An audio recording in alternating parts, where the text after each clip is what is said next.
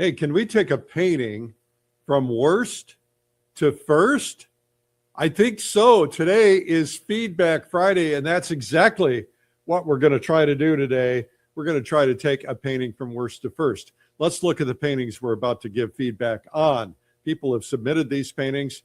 We'll just go through them real quickly. I won't comment on each of them, but as I'm talking, we'll go through them. We have about 6 paintings we're going to critique today that people have turned in. And also today, we're going to be talking about the C composition. It's a composition style you may not know. So when you watch this, you're going to start seeing problems in your own paintings that you can fix by seeing how we correct these paintings. And so let's get this show officially started. It's Art School Live with Eric Rhoads.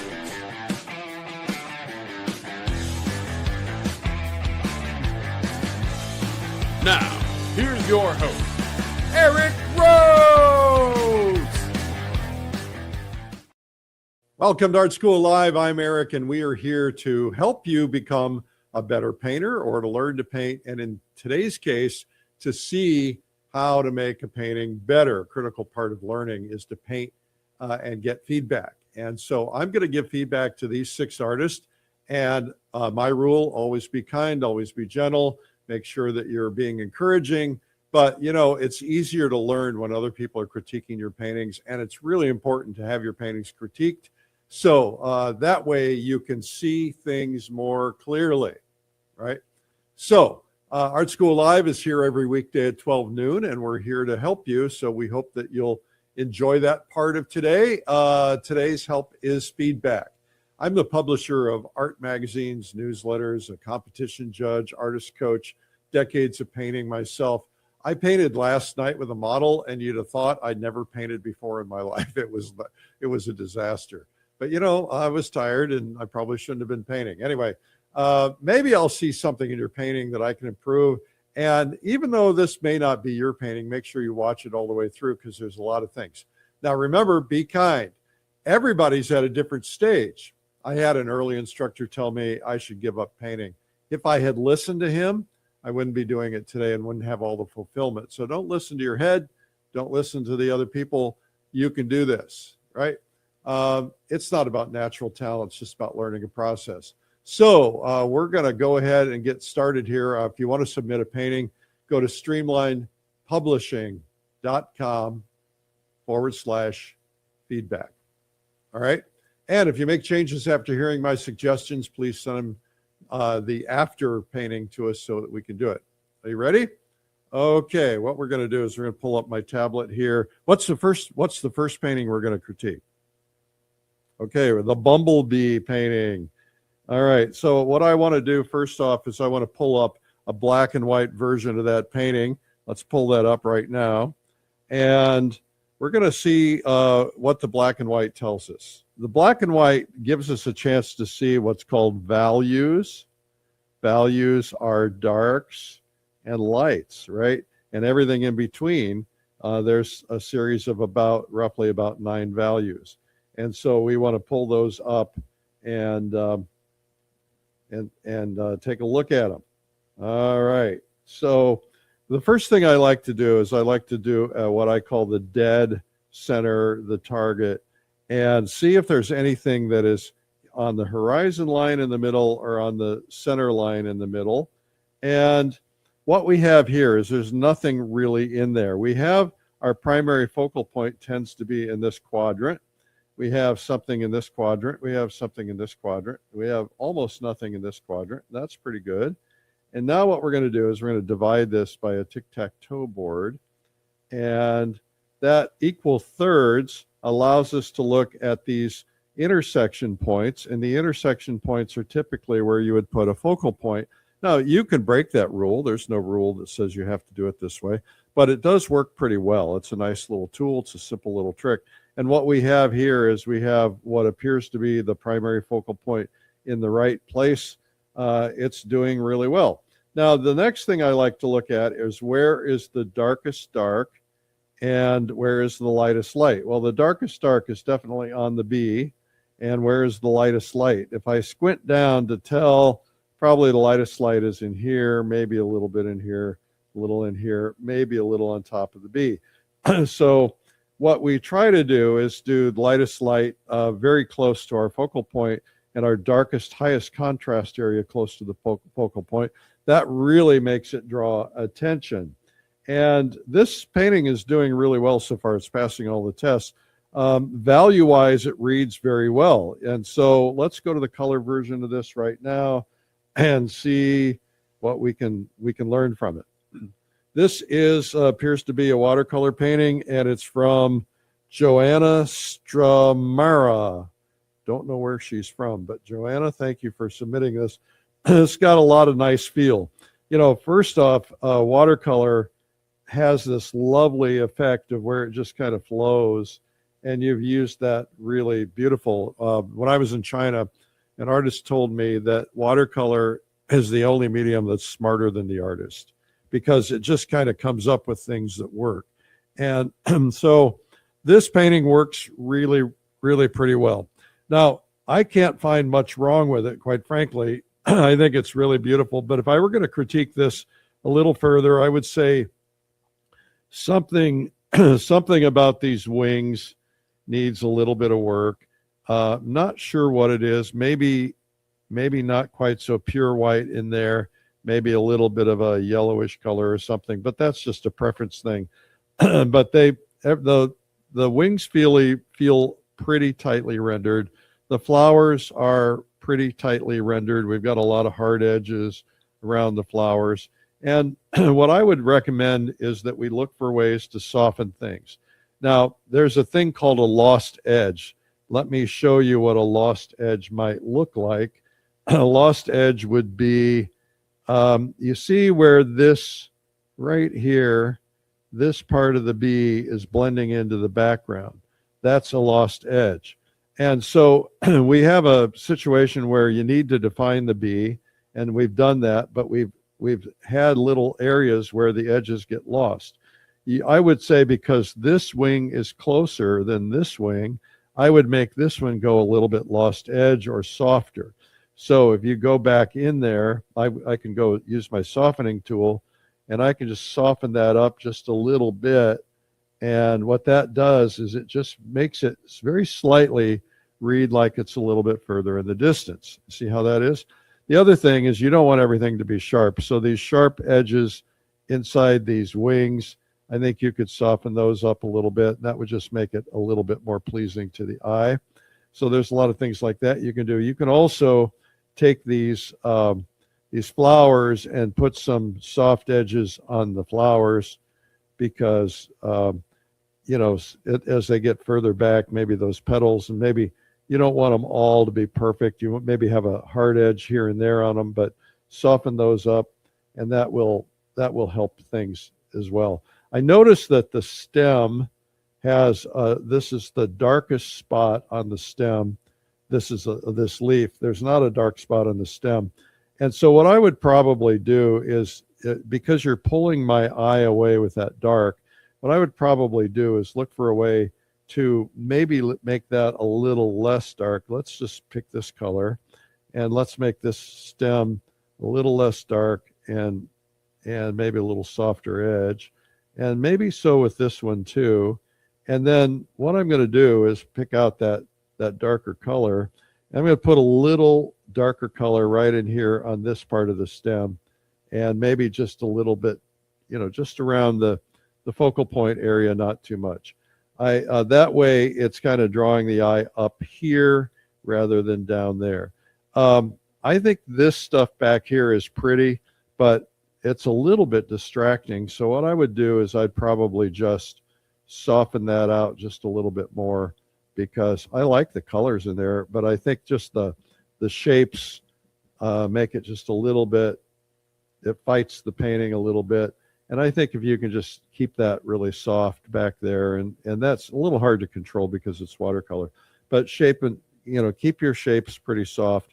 Now, the question is on this, you know, clearly what's going to happen is that you're going to look at the bee, because the bee is getting a lot of attention. I would just say, let's play a game here and see if we can try something. I'm going to take a darker shade from the background, and I'm going to put it up against this bee, and maybe not everywhere, but just a little less of that yellow and more of that darker color. And the reason is that if I do that, and then I make this kind of blendy behind it, and what's going to happen is it's going to, let me just blend it real quickly. It's just going to make the edge of that bee stand out even more. Now, we don't want those to look like leaves there, so I'm just trying to super blend it in there. But you see how that creates contrast and the bee stands out more. And then if you wanted to, you could even go so far as to put a spot of, you know, really bright yellow right, you know, just a little bit here and there on that bee to really make it look like there's a lot of light. Now, the other thing is that you could do kind of the same thing with parts of this flower. I would use a little different shade of yellow, but maybe make a couple parts of the flower, not too much of it because you don't want to fight the bee, but a couple parts of the flower just a little brighter. And I might even go into this color that we have here for the edging of the flower and may just make that a little bit darker in a couple of spots, just to kind of create a little bit more contrast right in there. But I wouldn't do too much. And then these other flowers really are they're lovely. They're really well rendered. But I would just say, you know, you can really soften them up, soften those edges up, because they're not your primary. You don't want to draw too much attention. Soften up a little bit of all of this, and that way it's just going to make your bee stand out just a little bit more. I'm all about trying to make my focal point stand out. The reality is, if you didn't have those other flowers, this would be, it might even be a better painting. So if we were to just go something like this, just forgive me for doing this because I don't want to diminish your hard work. But if you had just this one flower, it actually, in a lot of ways, just makes this painting stronger. So that's something you could consider. All right, we're done with that one. Let's go to the next one. What do we have next? We have the crane. All right. So this is from Barbara in Florida, and of course you would be painting a Florida scene. Congratulations, Barbara. All right, so we're going to look at this from a black and white perspective first. And where is the darkest dark? The darkest dark would be here in the legs. All right, where is the lightest light? The lightest light is somewhere on the bird in here. It's lighter than that, which is good. That's really good. So here's what's bugging me on this, Barbara. First off, I think it's pretty well rendered. We're going to look at composition, and then I'm going to tell you what's bugging me. So we're going to look dead center, and we're pretty close. Let me just double check that. Let's get dead. My lines are not very straight. All right, dead center. Okay. What I was going to say is that this horizon line was a little bit low, but it's not. It's fine. And so you've done a pretty good job. You've put the focal point in a quadrant up here. I think that's really good. And so let's look at it from the standpoint of the tic-tac-toe grid. All right, so you have your bird in this focal point. But what the problem is here, Barbara, to me, is it makes me feel a little claustrophobic. And the reason is because his head is going off the edge here, and it just makes me feel uncomfortable. Now, what if that head were lower? How would that impact things? Well, let's just play with this. All right. Now this is a crane without a head. So let's just play with this and see if we can come up with something that that works. So what if his head were here? That's probably not bright enough. But if his head, I say his head, her head, whatever, were there, all of a sudden it changes the sense of the painting. So look at this now, and then look at what we had before. See how it makes you feel a little uncomfortable, but if you move his head down, it feels perfectly fine. You could just make that one change to this painting and it would make it better. Now, I will also tell you that from the standpoint of everything else, everything feels pretty good. We've got a strong horizontal here, strong, almost equal horizontal here. We have a little bit of a vertical, kind of a sense of a vertical from that shadow in there. And that's pretty good. And so these trees here, they're reading like distant trees. You might make them a little lighter. You might make that a little lighter in there. But I think overall it's pretty good. We're going to go to the color and see if we can look at that. All right, so the color helps me a little bit. So let's assume we moved the head down. What's happening here is there's a lot of texture, and texture can get in the way, can fight you. So first off, I want to say that you've done a pretty good job. If the head were remaining there, I would just take some of this darker tree and get a little bit more of that darker tree right around the head, and maybe around the wings there. And I might even make some of this grass in here a little darker, just to kind of make that bird stand out just a little bit, maybe just a little edge in there. That's going to help a lot.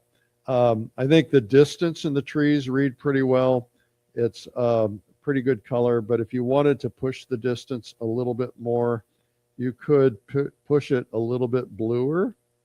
I know that's what you see, but if you were to push it a little bit bluer, then what that does is it just makes it go back a little bit further. And by the way, it doesn't have to be all of them. So if it were just that segment in the middle, then this looks closer than this. And so there's a possibility you could do something like that. Or you could just kind of do that. Now, it's not necessary, but one of the things I would be really careful about is making sure you have some good solid shapes on this thing, because you've got all this texture in the grass, which is lovely, but there's all this texture, the reflections and everything. It's just fighting you a little bit. So I would just say smooth it out just a little bit. I like this angle in here. I think we keep that. And so the issue I'm going to say here is that we've got a lot of white. So let's just look at what we could do. Let's maybe bring some of this. This is a little tough in this tablet situation. And we've got some grays. I wonder if you could use colors other than grays. Grays are okay, but maybe there's a little tone of a bluish gray, for instance. There's a little bluish gray in there. So I just think that I'll tell you what, let's go a different direction. What we want to do is get a really bright, brilliant white, and I would not ever use pure white. I'd use white with a little tiny bit of yellow in it, right? And you want your primary focal point to really stand out, so you're getting a little bit more white on Herman here. And then nothing will be quite as white. So you want to take your whites and mute them down just a little bit more everywhere else, because you don't want everything to be white because it's fighting you. And so let's bring it down just a little bit more, and so that it's only white. The whitest spot is near Herman's head here, and that will help it. The other thing is look for a way you can soften edges, right? So you've got these feathers and you did some strokes in there, but what if you used a really soft sable brush or something and you just softened that? It would make those feathers look more realistic. Anyway, I think overall pretty good. I would look for a way to just enhance your contrast, maybe get a little bit more contrast in here, just around the bird's neck. And maybe you've got a pretty good strong yellow on there. So that's pretty strong. And maybe get a little dark next to it, and then just really pump up your yellow in that one particular spot. And I think otherwise that looks really good. So this is a good painting. Good job. A+. All right, what do we have next? We have the girl from Ipanema. This is Jeannie in North Carolina. Jeannie, nice job on this. Congratulations. Wow. let's see. I don't know if I can find anything wrong with this. You've done a really good job. So let's try composition first. Portraits are and figures are a little different with composition. So we don't have anything that's really dead center here. Maybe the neck is dead center. I don't think you can avoid that. Tic-tac-toe board, equal thirds. We really have her mostly in the focal point. You know, her eyes, her nose, her mouth are in the focal point. That's a really good place for it. And everything else is kind of secondary. I think that I like this. I like the brightness of the light. I feel like we can use a little help with some blending. I'm going to show you a couple things on that in a minute. Your drawing is pretty good. I haven't seen the model, but it looks pretty good. I mentioned last night I had a model in, and I could not get likeness. I repainted it 5 times. I finally gave up. So I think that first thing we want to do is look for a way to get rid of some of these whites that are fighting you. This white in here is fighting you, and maybe this is even fighting you a little bit. I know you're like, okay, but that's a window. I need that light in there. But what's happening is all that light is drawing the eye. And so do we need it all? Probably don't need it all. We just need the sense of some light in there, because you're kind of like, okay, she's by a window. Get rid of these darks, or these, let's get rid of these streaks in here. You don't really need them. Maybe just a touch. And so that's pretty strong. I would look for a way to get good, strong darks outlining her face. Just, you know, if you can find a way to get that a good dark, what that does is that increases, see how that increases the contrast? And that strengthens it. And then if you were Rembrandt, and I might do it right in here too, right? Just get a good strong dark in there. I don't recommend black, but once in a while black is necessary. And now what you've got is you've got a stronger portrait already. The question I always ask myself is, do we need all of this? Is this the story? Would this be a better story if we cropped it here? It might. It might be better if we cropped it differently. We could maybe crop it here, and now we don't have all this in here that's just taking up time and attention. If you were Rembrandt, you would blend this hair into the background, and you had lost edges, and you wouldn't even be able to see where the edge is. We're going to go to the color version of this now. Bum, bum, bum, bum. All right. So here's the color version. And now I'm going to go back in and do some of the things I had done before. I'm going to darken this up. I know you're saying, okay, but that piece of light is there. Nobody's going to know the difference. Nobody's going to know that other than you. All right, so now I've got a good strong dark around her, and that's helping a lot. Now this this window thing is just getting in my way, so we're toning that down a little bit. And you know that it's a window, and maybe we get a little bit more of that darker tone in there too. And we probably make this really soft. I would also probably soften this edge along this window a little bit, because it's a little further away, and just soften that edge or break it up so it's not one big strong edge. That alone is going to make the painting stronger. And then, you know, if you, I can't tell the flesh tone because I haven't seen the model, but ask yourself, what is the brightest spot on this painting right now? If you squint down and look at the brightest spot on this painting is here. Let me get my red. Okay, so the brightest spot is here and here. And chances are you really want the brightest spot to be here. All this other stuff doesn't matter. So we're going to do a couple of things. First off, we're going to soften this back shoulder a little bit, make a lost edge there. We're going to soften the top of her headband, and maybe even soften it a little bit so it's not fighting us too much. And then we're going to take a mid-tone, even though you're seeing light when you're painting it, we're going to just bring that light down there. We're going to bring it down here. We're going to bring it down in here. And that way we're not having quite so much bright light everywhere. And we're even going to soften this around the breast because that's too much. Let's see if we can figure that out. We're going to soften this up a little bit there. And the reason being that we just don't want to draw the eye away. I don't really need this elbow in light in here. So you might look for a way to just mute that back. That's probably the wrong way. But maybe we just grab some of this other tone and just lighten that up just a little bit. That's probably a little better. Now, the other thing is there is what's called a bedbug line or a transition line between where dark meets light. And so one thing you can do to give your paintings just a little sense of richness is to put a little chroma where things meet. So I'm gonna blow this up for a second just to show you. So this right here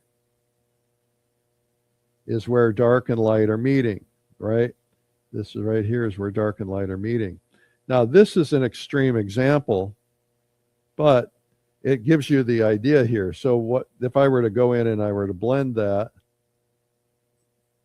that would, all of a sudden what that does is it just gives it a little bit more life. Now again, that's not exactly the right tone, but you get the idea.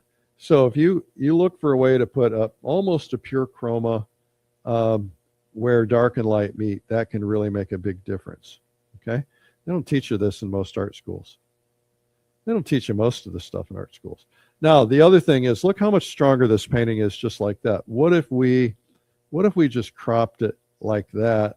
We didn't have to worry about all this other stuff. This other stuff isn't contributing, and so we crop it like that, and then we crop it maybe here.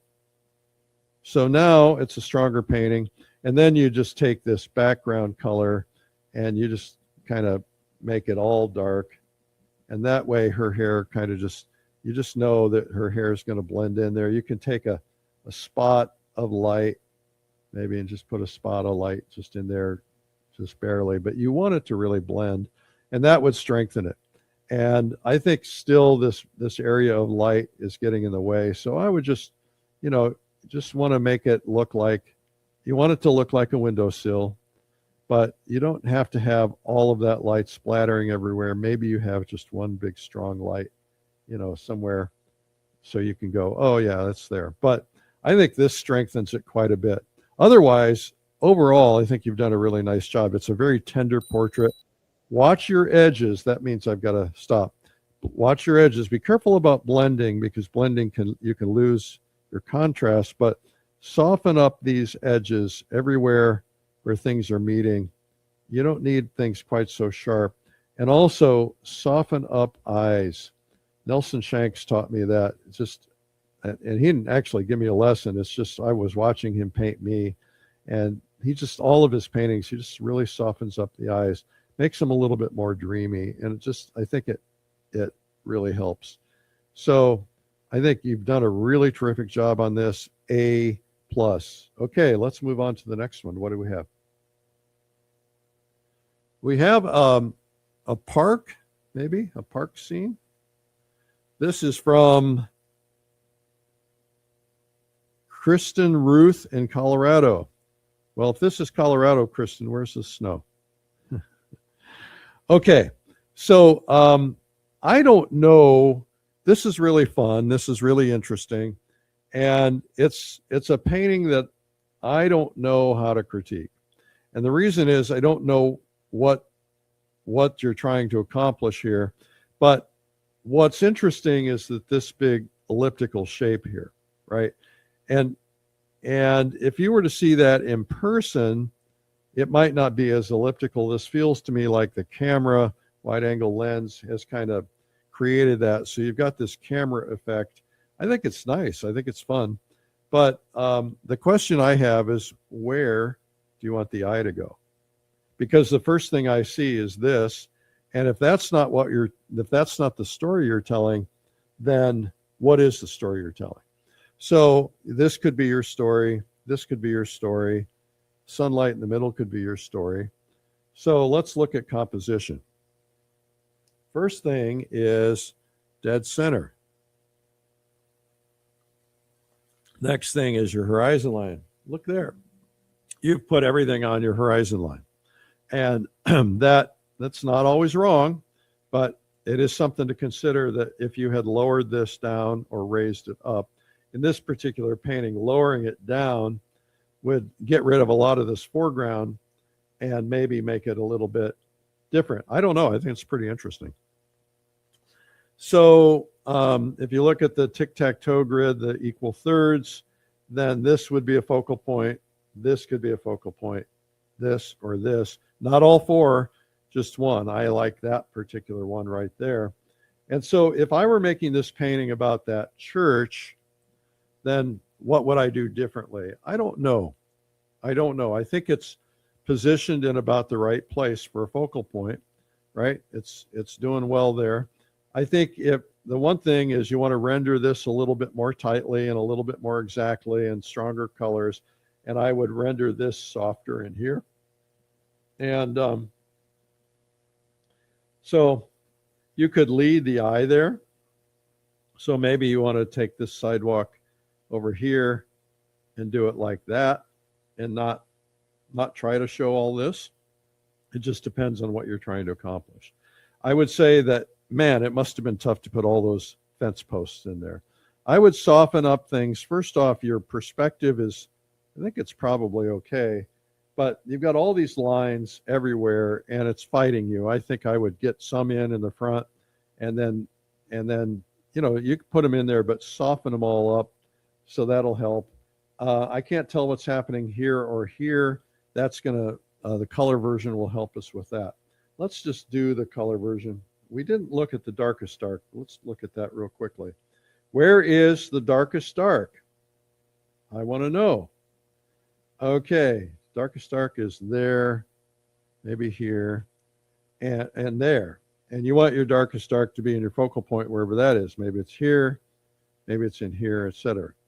So I would, you know, lighten all this up, make your prominence there. Let's go to the color. I can find it. There it is. All right, so now we can see there's a, you know, this bright sunlight.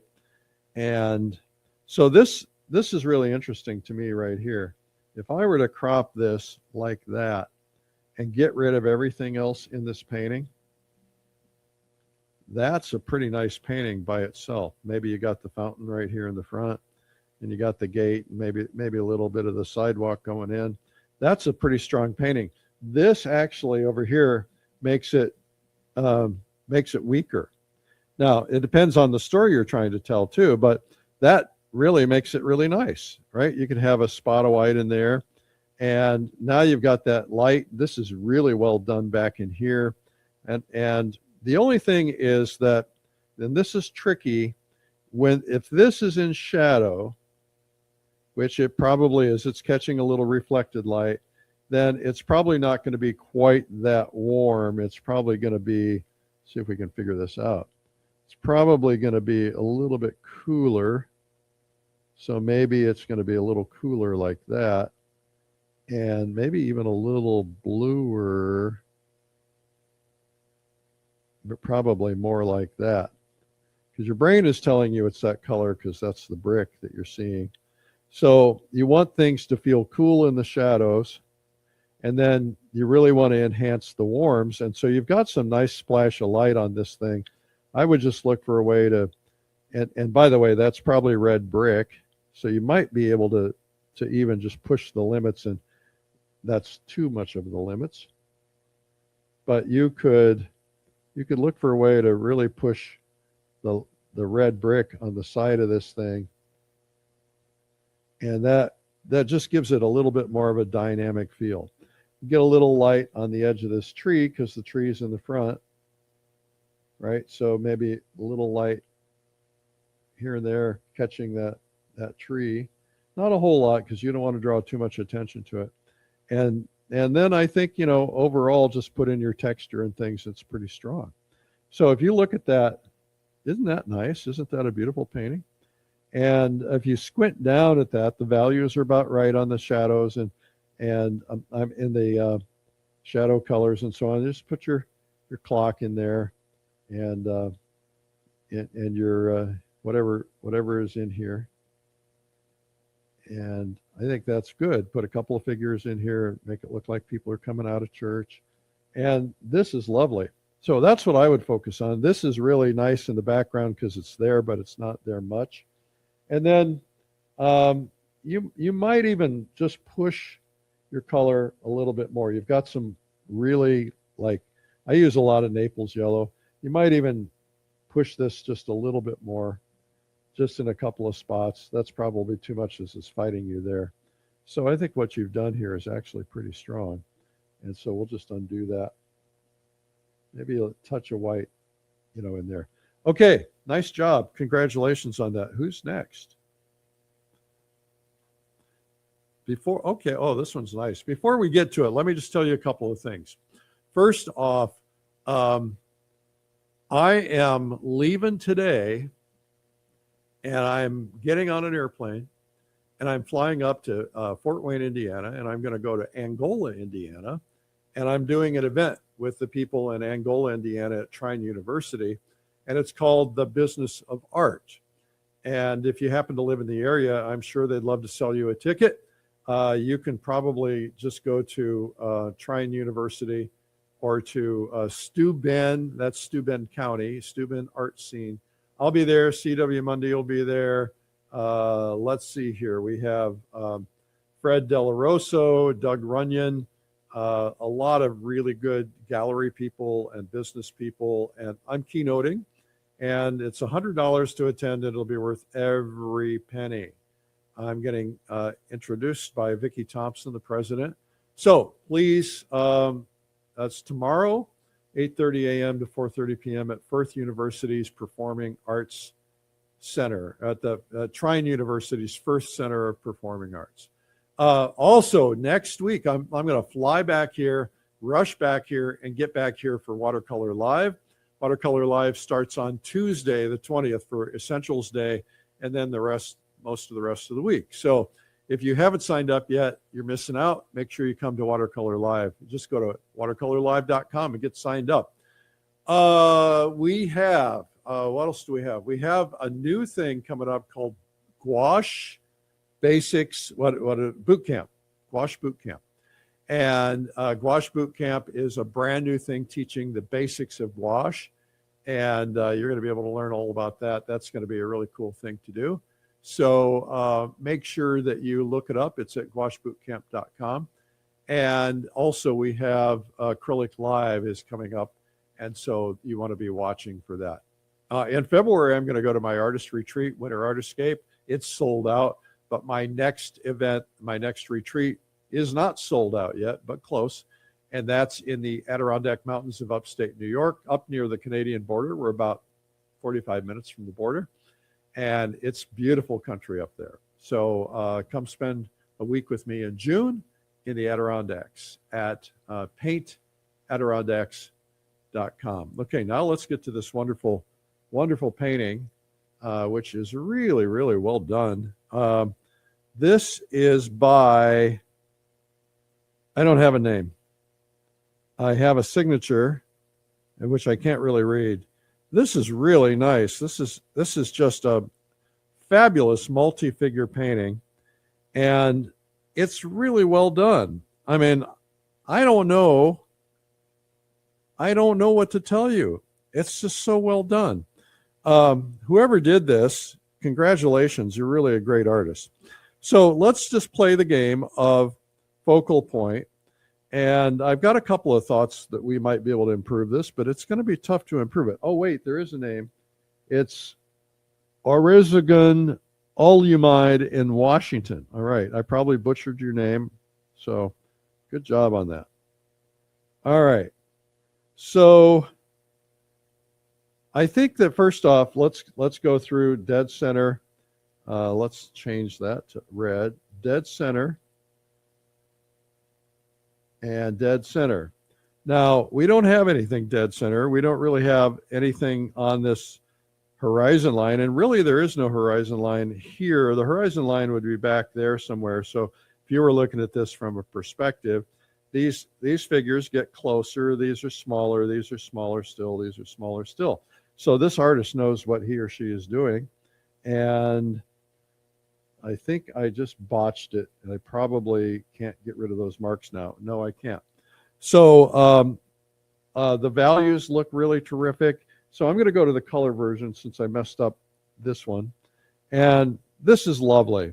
It looks like a river. It looks like maybe a lake. I love it. I love everything about it. I think it's fabulous.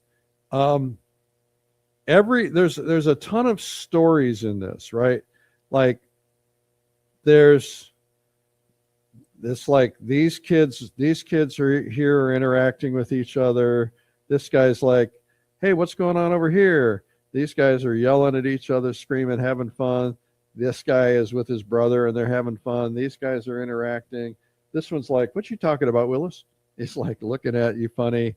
And so, you know, I like everything about it. What I thought when I first saw it, it felt very busy to me. But there is something going on here, which is really nice, is the artist has created this angle, right? He's lined up these characters in this angle, and that's pretty clever. And what it does is it kind of leads your eye away, way over to here. I would say, I don't know how to improve this, but I'm going to say this kid here in the corner needs to go away. We're just going to make him go away. That's going to strengthen the painting right there, because you're taking somebody out to the corner. This kid here is okay because he's not right in the corner, but you know, he's kind of taken me away. So we could potentially make that stronger and make that go away too. That actually helps it, right? So do we need all the figures to tell the stories? And the answer is no, we probably don't.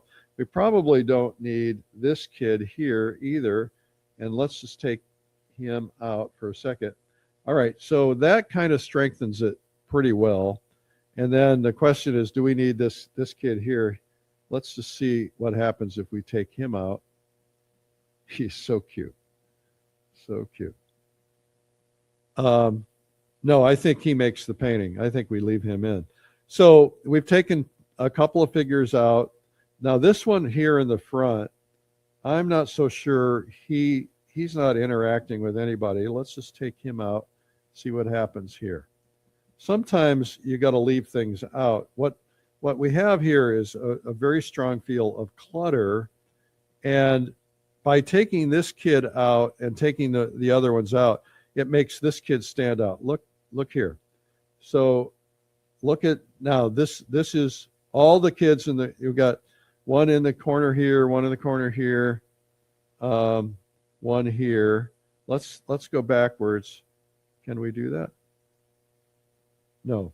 So, but if I think we strengthen this painting, take this kid out. Sorry, I know you want to be in there. Now what happens is this kid in the front really becomes focal point. He stands out much more. These guys in the back, they just it gives you some room for some peace, and it helps. I like the fact that anytime there's something overlapping, that's good. So for instance, right here, these three kids, there is space between them, right? There's space between them. What would happen if we overlapped this kid, moved him a little bit forward and had him overlapping? Now that would be awkward with the arms, but maybe we move this kid over here so he's overlapping a little bit here. That might be fun. And then I like it whenever you can create groupings. This guy is a grouping overlapping with this. This is overlapping. This one could potentially be overlapping here. But, you know, I think this is really a spectacular painting. You ought to enter this in the plein air salon because it's that good, right? So really nice job on this. I don't know what else to say. The colors really work. There's some bright color here. but it's muted, not too bright. A little color here. That's really fun. I can't tell what he's sitting on. I guess it's a rock. That doesn't matter. But just really beautiful. Beautiful, beautiful. And the treatment of the water is nice. You can take little tiny bits, and you've done this to some extent. You can take little tiny bits of a little bit of white where the body is meeting the water, and you can just kind of create some little edges there. That might help a little tiny bit, but you know, this is really well done. This artist is good. Congratulations. All right, what do we have next? We have a train. Woo woo. All right, this is from Lori in Florida. All right, not a Florida scene, Lori. It looks like North Carolina. All right, so let's look at it from the standpoint of a black and white. First off, nice job on this, Lori. I can see a couple of things, but nothing that's bugging me too much. Let's go dead center. Go dead center. You're doing well there. Congratulations. Let's go equal thirds. And my thirds are not very equal there, are they? And look here. This is our focal point. That's the train. That's in the right place. Good job on that. Where's your darkest dark? As I squint down, it's debate between here and here, somewhere maybe here. So let's just show, there's a little dark there. So let's just show what would happen if we really put a strong dark right in here. Just put a little stronger dark in here. Just not a lot, just a little bit, right? Maybe a little strong dark around that tree right in there, just in our focal point. That strengthens it quite a bit right there already. And then where's our lightest light? Well, if I squint down, probably the lightest light is right in here. And that's really right. That's the right place to put it. And then everything else, you want to kind of mute it back a little bit so that this is going to really stand out. Now, let's go to the color version. Your values, by the way, your values are pretty strong. I would get a stronger dark value up in the front here, maybe stronger darker value on your track up in front here. And then your mountain is blending well into the distance, but it might need to be just a little tiny bit darker. Let's go to the color and see what that looks like. Woo woo. All right, now this we have the benefit of color, and the color really helps it, right? So we're just going to go back in. I'm going to take, I have to be careful because I like to use bright reds, but I'm going to take a little bit of a bright red and just put a little bit more red on that thing because I like red, and red against green really sets it out. So just a little bit more red there helps it.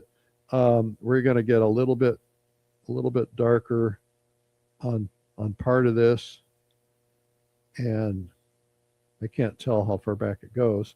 We get a little darker right in here, and we're going to take this tree here, and we're going to make that a little darker right in there, right? So just a little bit of dark, and then we're going to take this brightness, and we're going to put it right up against it. Maybe we need a little of that dark in there to separate that red, so maybe we'll just do that. And now we've got a nice bright color there. Now we need to mute this back in here because it's a little bit strong in here. It's fighting it. You want to show the light, but you don't want it to fight your focal point. So all these other things, I'm going to bring them back just a little bit so they're not fighting it, because I really want to draw my attention over here. And so I'm going to just do something like this just to make the point. Just look for a way to just kind of make it more about the center focus. Now, the other thing I would say is that sharp lines, even in paintings that are of sharp lines, are tricky. So you've got this thing going on here, and you've got, so I'd darken it and then lessen the darkness as you go back. and get a good strong dark in here and a good strong dark in the front, because what you want to do is you want things to read like distance. So this dark should be darker than this dark. So we really want, a good strong dark up here, Lori. And this is my wife's name. And that will help it a little bit. Now, the other thing is that this area here is drawing a lot of attention. Now, I know it's in light, but let's just ask ourselves what would happen is if we muted it back just a little bit more. And it might not work. Sometimes I have ideas and I go, boy, that was a stupid idea, right? So this doesn't work, right? It's just not as strong as what you had, but maybe we just get a little bit more muting in little spots in here so that it breaks it up just a little bit more, and so that it's not quite so bright. That will help. And then you can put some brightness on the edge of those rails right down near the focal point, and you could really pump those up. You don't have to have it everywhere, and you don't have to have all these sharp edges. You can loosen those up. So the other thing is we all see these green mountains in the background, and we know it's green. We know this is green. You've got green in all of this. You got green in there, green in there, green in there. But the reality is, as they go back, those are going to get bluer and purpler. So what we're going to do here is we're going to take this one, we're going to make it a little higher value. We're going to just make it that color. Then we're going to bring the next one forward just a little bit more. We're going to make it that color. Now that, and then this one here, still a little bit more. We could make it a little bit greenish, bluish. No, I don't want it too green. This is experimentation time.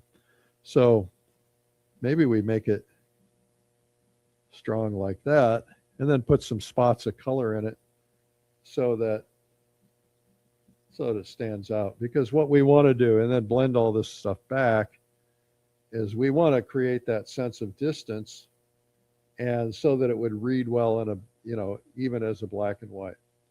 And so that's maybe too dark, probably is, but we can experiment with it. Because what I like to do is I like to get a good foundational color in there, and then I like to go back in and put some spots of color, muted spots of color in it here and there, just to send it the signal that there's a little bit of green there. But what this does is it really focuses on the train. Now I'm just now seeing the smoke. I had not noticed the smoke before. So if you can, I mean, you don't have to be literal, but if you can figure out how to put a smokestack in there so that you just know, oh, that's where the smokestack is, that smoke makes a lot more sense. And then smoke is fuzzy. So soften it up, get a soft brush, soften it up. And, you can have it so that's really calling a lot of attention if you want to. You could have it doing something like that.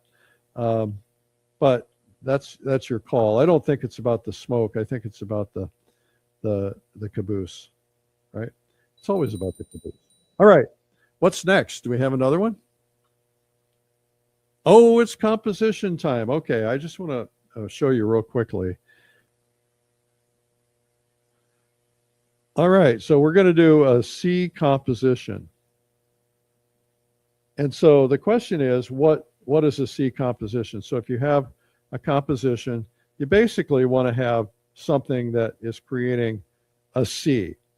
So what would a scenario be? Well, what Edgar Payne does, Edgar Payne has an example of this right here. So Edgar Payne has a C composition where here is the C, right?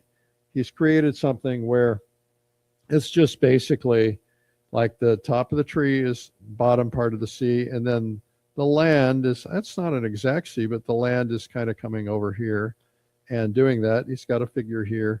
And so that's something you can do, which is a pretty cool thing to do. And so what else might you do that would be a C composition? Well, trees work really well for this. So we could invent something else, but you get the idea. The idea is that you want to put something in the shape of a C. Now you can use here's an example of an O, so the O is the opening. Here's a V, which the V is the opening. Here's an S curve, right?